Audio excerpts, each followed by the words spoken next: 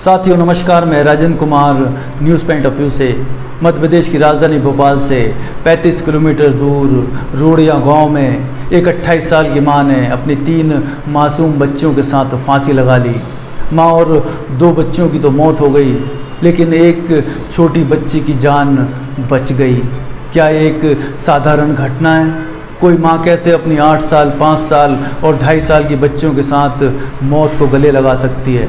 28 साल की संगीता का इस स्वार्थी और क्रूर समाज के साथ ऐसा अनुभव रहा होगा कि उसने ऐसा बर्बर कदम उठाया। संगीता ने अपनी बच्चों को भी इस वैश्य समाज से मुक्त कर दिया। वो माँ नहीं चाहती होगी कि उसकी बेटियाँ भी उसी यातना से गुजरें जिन यातनाओं से वो गुजरी थी।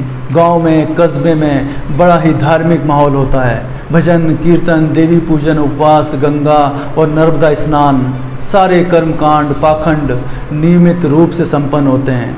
आश्चर्य की बात है कि हिंदी प्रदेशों में जहां सबसे ज़्यादा धार्मिक लोग रहते हैं, उन्हीं धर्म के ठेकेदारों के घरों में, कस्बों में सबसे ज़्यादा कुरीतियाँ मिलती हैं। महिलाओं के प्रति सबसे ज़्यादा हिंसा मिलती है। दहेज प्रथा, बाल विवाह यहीं सबसे ज़्यादा मिलेंगे। अशिक्षा, रूढ़िवादिता, पर्दा प्रथा इन्हीं अति धार्मिक लोगों के बीच में मिलेगी। मंदिरों में देवी को तो पूजेंगे क्योंकि वो महाशक्ति है, शक्तिशाली है, अधर्म का नाश करती है।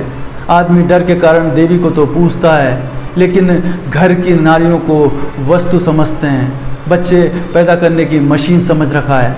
सबसे ज़्यादा दहेज हत्या, भ्रूण हत्या इन्हीं पाखंडियों के घरों में घटित होती है। मैंने एक वीडियो बनाया था और अपनी पत्रिका में भी प्रमुखता से प्रकाशित किया था कि हिंदुस्तान में पिछले 20 साल में 1 करोड़ लड़कियां गायब हो गई हैं। इसका कारण है भ्रूण हत्या। हिंदी प्रदेशों में मध्यम वर्गीय परिवारों में सबसे ज़्यादा लड़कियों को पेट में ही मार दिया जाता है। मध्य प्रदेश, हरियाणा, पंजाब, उत्तर प्रदेश, राजस्थान, बिहार आदि प्रदेशों में ये सबसे ज़्यादा है, क्योंकि इन्हीं प्रदेशों में दहेज जैसी कुरीति सबसे ज़्यादा पाई जाती है। जब तक हमारा समाज अशिक्षित है, खासकर लड़कियां, तब तक हमारे देश में अंधविश्वास, जादू टोना, मान्यता, धारणाएं, कुरीतियाँ, पाखंड मौजूद रहेगा। तब तक समाज में हिंसा, शोषण, असमानता, जाति प्रथा बनी रहेगी। इसमें महिलाएं सबसे ज़्यादा शोषण की शिकार हो रही हैं।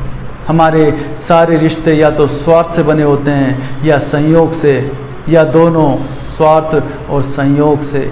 हमारा वैवाहिक रिश्ता स्वार्थ पर टिका होता है। अगर स्वार्थ पूरा नहीं होता तो या तो रिश्ता होता नहीं, या शादी के बाद स्वार्थ पूरा होता नहीं दिखता तो पति को दहेज के मामले में जेल भिजवा दिया जाता है, या पति और घर वाले मिलकर पत्नी को फांसी के फंदे पर चढ़ने को मजबूर कर देते हैं या मार डालते हैं। हमारे बहन, भाई, चाचा, ताई सब संयोग के रिश्ते होते हैं। जब तक हमारे रिश्ते में स्वार्थ और संयोग से बनते रहेंगे, तब तक ऐसी भयावह घटनाएं हमारे बेहोश समाज में घटित होती रहेंगी। संयोग से बने रिश्तों में प्रेम, समझ, बोध नहीं होगा तो उसमें भी स्वार्थ प्रबलता से उभर आएगा।